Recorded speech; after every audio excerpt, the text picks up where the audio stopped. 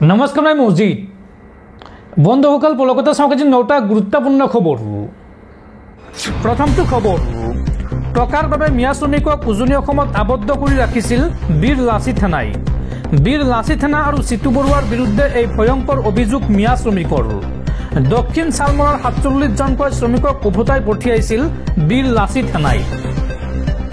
টকাৰ বাবে মিয়া শ্ৰমিকক আবদ্ধ কৰি ৰাখিছিল বীৰ লাচিত থানাই। বীৰ লাচিত থানা আৰু চিতু বৰুৱাৰ বিৰুদ্ধে এইবাৰ ভয়ংকৰ অভিযোগ। মঙলবাৰে শিৱসাগৰত বীৰ লাচিত থানা আৰু চিতু বৰুৱাই উভতাই পঠিয়াইছিল মিয়া শ্ৰমিকক আৰু দক্ষিণ শালমৰাৰ ৪৭ জনকৈ শ্ৰমিকক উভতাই পঠিয়াইছিল বীৰ লাচিত থানাই। ইয়াৰ পিছতে আৰক্ষীয়ে আটক কৰিছিল ৫ জনকৈ বীৰ লাচিত থানাৰ সদস্যক। ৪৭ জনকৈ শ্ৰমিকৰ নেতৃত্বত থকা বাহাৰুল ইছলামক বাছৰ পৰা নমাই নি ধন দাবী কৰাৰ অভিযোগ উত্থাপন হৈছে বীৰ লাচিত থানা আৰু চিতু বৰুৱাৰ বিৰুদ্ধে। বীৰ লাচিত থানা আৰু চিতু বৰুৱাই ধন দাবী কৰিছিল। শিৱসাগৰৰ পৰা উভতি আহি হাতশিঙিমাৰীত এই দুই সংগঠনৰ বিৰুদ্ধে উত্থাপন কৰিলে এই গুৰুতৰ অভিযোগ শ্ৰমিকসকলে।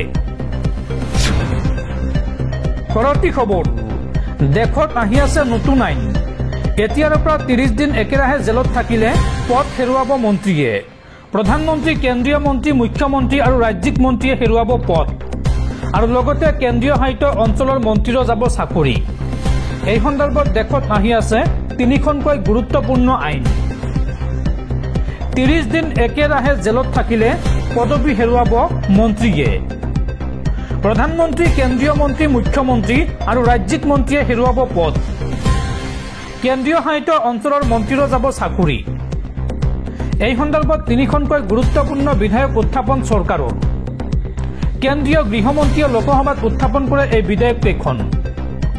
গুৰুতৰ অভিযোগত একেৰাহে ৩০ দিন জেলত থকা মন্ত্ৰীও পৰিব এই বিধেয়কৰ আওতাত। বিধেয়কখন আইনত পৰিণত হলেই বিপদত পৰিব দাগী মন্ত্ৰীসকল। এই বিধেয়কক লৈ ধুমুহাৰ সৃষ্টি হৈছে এতিয়া বিৰোধী শিবিৰত। বিধেয়কখন উত্থাপনৰ পূৰ্বে বিৰোধী সাংসদে দিছিল মেজ ভাঙি দিয়াৰ হুংকাৰ। বিধেয়কখন ফালি পেলোৱাৰো হুংকাৰ দিছিল বিৰোধী সাংসদে। বিৰোধীৰ মতে এই বিধেয়কে বিপদত পেলাব বহু বিৰোধী মন্ত্ৰীক। চৰকাৰৰ বিৰুদ্ধে ষড়যন্ত্ৰৰ অভিযোগ বিৰোধী পক্ষৰ। পৰৱৰ্তী খবৰ, ৰাজ্য জোকাৰি যোৱা গুৱাহাটী মেডিকেল কলেজ হাস্পতাল কাণ্ডৰ পিছতে তৎপৰ হৈছে GMCH কৰ্তৃপক্ষ। চিকিৎসক নাৰ্ছৰ দুৰ্ব্যৱহাৰ আৰু গাফিলতি দেখিলেই এতিয়াৰ পৰা আপুনি দিব পাৰিব অভিযোগ। GMCHত মুকলি হ'ল কমপ্লেইন বক্স। এতিয়াৰ পৰা আপোনাৰ এটা অভিযোগত চাকৰি যাব অভিযুক্ত চিকিৎসা কৰ্মীৰ। GMCHত মুকলি হ'ল কমপ্লেইন বক্স। এতিয়াৰ পৰা আপোনাৰ এটা অভিযোগত চাকৰি যাব অভিযুক্তৰ। চিকিৎসক নাৰ্ছৰ দুৰ্ব্যৱহাৰ আৰু গাফিলতি দেখিলেই দিয়ক অভিযোগ। GMCHৰ NICUত নৱজাতকৰ মৃত্যুৰ পিছতে লাগিছে হাহাকাৰ। GMCHৰ অধ্যক্ষক মুখ্যমন্ত্ৰীয়ে দিছিল কঠোৰ ধমক। ৰোগী আৰু ৰোগীৰ আত্মীয়ই পোনপটীয়াকৈ দিব পাৰিব অভিযোগ। ধমকৰ পিছতে এই ব্যৱস্থা কৰা হৈছে। মুখ্যমন্ত্ৰীয়ে কঠোৰ নিৰ্দেশ দিয়াৰ পিছতে গা লৰিছে GMCH কৰ্তৃপক্ষৰ। এতিয়াৰ পৰা ৰোগী আৰু ৰোগীৰ আত্মীয়ই পোনপটীয়াকৈ দিব পাৰিব অভিযোগ। দিনৰ 11 বজাৰ পৰা দুপৰীয়া 1 বজালৈকে দিব পাৰিব অভিযোগ আৰু আপোনাৰ অভিযোগৰ ভিত্তিত ব্যৱস্থা গ্ৰহণ কৰিব GMCH কৰ্তৃপক্ষই। দৰ্শকসকল, আৰু বহুতো গুৰুত্বপূৰ্ণ খবৰ আছে। তাৰ আগতে আপোনাক জনাওঁ যে যদি আপুনি এতিয়ালৈকে এইটো ভিডিঅ'ত লাইক কৰা নাই তেন্তে এতিয়াই ভিডিঅ'টোত লাইক কৰি দিয়ক আৰু এনেকুৱা ধৰণৰ ভিডিঅ'সমূহ নিতৌ চাবলৈ চেনেলটো ছাবস্ক্ৰাইব কৰি কাষত থকা বেল আইকনটো প্ৰেছ কৰি ৰাখক। পৰৱৰ্তী খবৰ, দেশত নিষিদ্ধ হ'ল অনলাইন গেম। 20,000 কোটি টকা লুট আৰু 32 জনৰ মৃত্যু। তাৰ পিছতে দেশত নিষিদ্ধ হ'ল অনলাইন গেম। এই সন্দৰ্ভত লোকসভাত গৃহীত হ'ল promotion and regulation of online gaming bill 2025। মৌখিক ভোটত গৃহীত হ'ল এই বিধেয়কখন। এই আইন উলংঘন কৰিলে 3 বছৰ কাৰাবাসৰ লগতে জৰিমনা ভৰিব লাগিব 1 কোটি টকা। পৰৱৰ্তী খবৰ, অসমৰ প্ৰখ্যাত বাতৰি কাকত দ্য আছাম ট্ৰিবিউন ক্ৰয় কৰিব অসমৰ প্ৰাক্তন মুখ্যমন্ত্ৰী তথা বৰ্তমানৰ কেন্দ্ৰীয় মন্ত্ৰী সৰ্বানন্দ সোণোৱালে আৰু এই সন্দৰ্ভত প্ৰতিক্ৰিয়া প্ৰকাশ কৰিছে ডাক্তৰ ভৱেন চৌধুৰীয়ে। অসমৰ প্ৰথিতযশা ইংৰাজী বাতৰি কাকত তথা উত্তৰ পূবৰ সৰ্বপ্ৰচলিত বাতৰি কাকত ৮৬ বৰ্ষৰ গৰকা সিংহপুৰুষ ৰাধা গোবিন্দ বৰুৱাৰ স্থাপিত দ্য আছাম ট্ৰিবিউন বাতৰি কাকতখন অসমৰ পূৰ্বৰ মুখ্যমন্ত্ৰী তথা বৰ্তমানৰ কেন্দ্ৰীয় মন্ত্ৰী সৰ্বানন্দ সোণোৱালে ক্ৰয় কৰিবলৈ আগবঢ়া খবৰে সচেতন মহলত জোকাৰণিৰ সৃষ্টি কৰিছে। সংবাদ মহললৈ প্ৰেৰণ কৰা এক প্ৰেছ বিজ্ঞপ্তিৰ জৰিয়তে আম আদমি পাৰ্টিৰ ৰাষ্ট্ৰীয় যুটীয়া সম্পাদক অসমৰ ভাৰপ্ৰাপ্ত সভাপতি ডাক্তৰ ভৱেন চৌধুৰীয়ে উদ্বেগ প্ৰকাশ কৰি কয় যে 1939 চনৰ 4 আগষ্টত প্ৰতিষ্ঠিত জনপ্ৰিয় বাতৰি কাকত দ্য আছাম ট্ৰিবিউন বিজেপিৰ মন্ত্ৰী সৰ্বানন্দ সোণোৱালৰ হাতত বিক্ৰী যোৱাটো গণতন্ত্ৰৰ বাবে অশনি সংকেত। বিজেপিয়ে বৰ্তমান সময়ত গণতন্ত্ৰৰ চতুৰ্থ স্তম্ভৰ ওপৰত কৰা নিৰৱচ্ছিন্ন আঘাতে তথ্যৰ প্ৰবাহত ব্যাঘাত জন্মাই বিজেপিৰ প্ৰপগণ্ডা আৰু নেৰেটিভ সৃষ্টিৰ মাথো এক আহিলা হিচাপে ব্যৱহাৰ কৰাৰ ষড়যন্ত্ৰ কৰিছে। আনকি সিংহপুৰুষ ৰাধা গোবিন্দ বৰুৱাৰ নেতৃত্বত স্থাপন হোৱা প্ৰখ্যাত নেহেৰু ষ্টেডিয়ামৰ আৰ জি বৰুৱা ভৱনক পৰৱৰ্তী সময়ত লেণ্ডমাৰ্ক হোটেললৈ পৰ্যবেক্ষিত কৰাৰ পিছত এতিয়া সেই স্থানো বিক্ৰী কৰিবলৈ আগবাঢ়িছে অসম চৰকাৰে। ডাক্তৰ ভৱেন চৌধুৰীয়ে এই সন্দৰ্ভত কয় যে সিংহপুৰুষ ৰাধা গোবিন্দ বৰুৱাৰ লিগেচিৰ ওপৰত যেন পৰিকল্পিত আক্ৰমণৰ লক্ষ্য কৰিছে ভাৰতীয় জনতা পাৰ্টীয়ে। বৰ্তমানৰ স্বত্বাধিকাৰীলৈ দ্য আছাম ট্ৰিবিউনখনি ৰাজনৈতিক ষড়যন্ত্ৰৰ বলি নকৰিবলৈ আহ্বান জনাইছে আপ অসমে। আনহাতে হোটেল লেণ্ডমাৰ্ক বিক্ৰী কৰাৰ ষড়যন্ত্ৰৰ তীব্ৰ বিৰোধিতা কৰিছে ডাক্তৰ ভৱেন চৌধুৰীয়ে।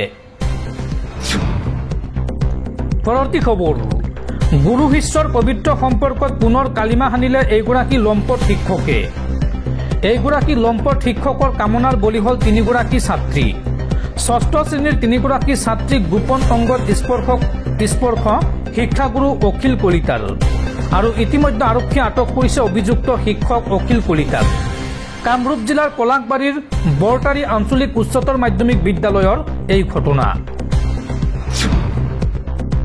পৰৱৰ্তী খবৰ, ৰাজ্যৰ লাখ লাখ ৰেচন কাৰ্ডৰ হিতাধিকাৰীলৈ ভাল খবৰ। মাজত মাত্ৰ কেইটামান দিন ৰাজ্যবাসীয়ে পাব দুৰ্গা পূজাৰ উপহাৰ। 1 অক্টোবৰৰ পৰাই ৰাজ্যবাসীয়ে চাউলৰ লগতে সুলভ মূল্যত লাভ কৰিব আন কেইবাটাও সামগ্ৰী। কি কি সামগ্ৰী লাভ কৰিব আৰু কিদৰে সংগ্ৰহ কৰিব চাওঁ আহক। ৰেচন কাৰ্ডৰ লাখ লাখ হিতাধিকাৰীৰ বাবে ডাঙৰ খবৰ। 1 অক্টোবৰৰ পৰা সলনি হ'ব ৰেচন লোৱাৰ নিয়ম। সম্পূৰ্ণ নতুন পদ্ধতিৰে এইবাৰ ল'ব লাগিব ৰেচন। চাউলৰ লগতে প্ৰতিগৰাকী হিতাধিকাৰীয়ে লাভ কৰিব চেনি, দাইল আৰু নিমখ। মুঠ 4বিধ সামগ্ৰী লাভ কৰিব ৰেচন কাৰ্ডৰ গৰাকীয়ে। বজাৰ দৰতকৈ কম দামত লাভ কৰিব ৰেচন। প্ৰতি কেজি চেনি লাভ কৰিব মাত্ৰ 38 টকাত। প্ৰতি কেজি মচুৰ দাইল লাভ কৰিব মাত্ৰ 69 টকাত।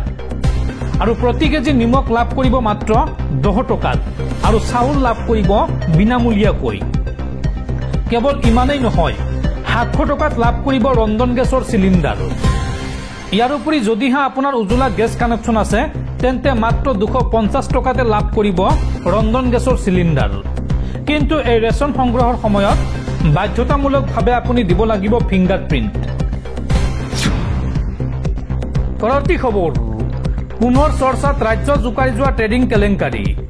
এইবাৰ নগাঁৱৰ ট্ৰেডিং কেলেংকাৰীৰ মাষ্টাৰ মাইণ্ড অনিৰ্বাণ দেউৰীক গ্ৰেপ্তাৰ। পিতৃ মাতৃসহ দিল্লীত গ্ৰেপ্তাৰ কৰা হৈছে অনিৰ্বাণক।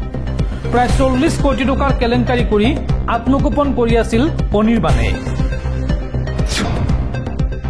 পৰৱৰ্তী খবৰ, বিজেপি চৰকাৰ আৰু তুলিৰাম ৰংহাঙৰ বিৰুদ্ধে পুনৰ গৰজি উঠিল অসম জাতীয় পৰিষদৰ সভাপতি লুৰিণজ্যোতি গগৈ। লুৰিণজ্যোতি গগৈয়ে এই সন্দৰ্ভত কয় যে কাৰ্বি মানুহৰ উন্নয়ন কৰাৰ পৰিৱৰ্তে তুলিৰাম ৰংহাঙে সাজিছে 200 কোটি টকাৰ ঘৰ। কাৰ্বি আংলঙৰ মাটি বহুজাতিক কোম্পানীক দিয়াৰ ষড়যন্ত্ৰ তুলিৰাম ৰংহাঙৰ। কাৰ্বি আংলঙৰ মাটি বহুজাতিক কোম্পানীক দিয়াৰ ষড়যন্ত্ৰ তুলিৰাম ৰংহাঙৰ। কাৰ্বি মানুহৰ উন্নয়ন কৰাৰ পৰিৱৰ্তে তুলিৰাম ৰংহাঙে সাজিছে 200 কোটিৰ ঘৰ। সকলো লুণ্ঠন কৰি শেষ এতিয়া খিলঞ্জীয়াৰ মাটিৰ ওপৰত চকু বিজেপিৰ। চৰকাৰ আৰু তুলিৰাম ৰংহাঙৰ বিৰুদ্ধে কাৰ্বি আংলঙত বিশাল প্ৰতিবাদ। বিজেপি চৰকাৰ তুলিৰাম ৰংহাঙৰ বিৰুদ্ধে গৰজি উঠিল লুৰিণজ্যোতি গগৈ। কাৰ্বি আংলঙৰ মাটি বহুজাতিক কোম্পানীক দিয়াৰ ষড়যন্ত্ৰ তুলিৰাম ৰংহাঙৰ। কাৰ্বি মানুহৰ উন্নয়ন কৰাৰ পৰিৱৰ্তে তুলিৰাম ৰংহাঙে সাজিছে 200 কোটি টকাৰ ঘৰ। এই বিস্ফোৰক মন্তব্য কৰিছে লুৰিণজ্যোতি গগৈয়ে। পৰৱৰ্তী খবৰ, লাখ লাখ মুছলমান লোকলৈ জৰুৰী খবৰ। এতিয়াৰ পৰা জুম্মাৰ নামাজ আদায় নকৰিলে হ'ব পাৰে 2 বছৰ পৰ্যন্ত জেল। বৈধ কাৰণ নোহোৱাকৈ এৰিব নোৱাৰিব শুকুৰবৰীয়া নামাজ। আৰু নামাজ যদি আদায় নকৰে তেন্তে জেলৰ লগতে বিহা হ'ব বৃহৎ পৰিমাণৰ জৰিমনা। জুম্মাৰ নামাজ আদায় নকৰিলে হ'ব পাৰে 2 বছৰ পৰ্যন্ত জেল। কোনো বৈধ কাৰণ নোহোৱাকৈ এৰিব নোৱাৰিব শুকুৰবৰীয়া নামাজ। জেলৰ লগতে বিহা হ'ব বৃহৎ পৰিমাণৰ জৰিমনা। আৰু লগতে ভৰিবলগীয়া হ'ব পাৰে প্ৰায় 61,000 টকাৰ জৰিমনা। ইছলামৰ নীতি কঠোৰভাৱে পালন কৰিব লাগিব সকলোৱে। মালয়েছিয়াৰ তেলেংগানা ৰাজ্যৰ চৰকাৰে লৈছে এই সিদ্ধান্ত। তেলেংগানা ৰাজ্য চৰকাৰে সম্পূৰ্ণৰূপে কাৰ্যকৰী কৰিব শৰীয়ত আইন। আৰু এই আইন কাৰ্যকৰী হোৱাৰ পিছত প্ৰতিগৰাকী মুছলমান লোকে আদায় কৰিব লাগিব জুম্মাৰ নামাজ। অন্যথা 2 বছৰ পৰ্যন্ত জেল, লগতে আপুনি বৃহৎ পৰিমাণৰ জৰিমনাও ভৰিব লাগিব। পৰৱৰ্তী খবৰ, উচ্ছেদক লৈ পুনৰ ডাঙৰ ঘোষণা মুখ্যমন্ত্ৰী হিমন্ত বিশ্ব শৰ্মাৰ। মুখ্যমন্ত্ৰী হিমন্ত বিশ্ব শৰ্মাই এই সন্দৰ্ভত কয় যে অসমৰ যিখিনি ঠাইত উচ্ছেদ হ'ব লাগে তাত উচ্ছেদ হ'বই। আমি সঠিক সিদ্ধান্ত লৈছোঁ। কি কৰিব লাগে আমি জানো। ঘটনা ঘটিবই, কিন্তু ঘটনাৰ উচিত উত্তৰ দিব পৰাৰ ক্ষমতা আমাৰ আছে। ৰাজ্যত চলা শেহতীয়া উচ্ছেদ সন্দৰ্ভত এই মন্তব্য ৰাজ্যৰ মুখ্যমন্ত্ৰী ডক্টৰ হিমন্ত বিশ্ব শৰ্মাৰ।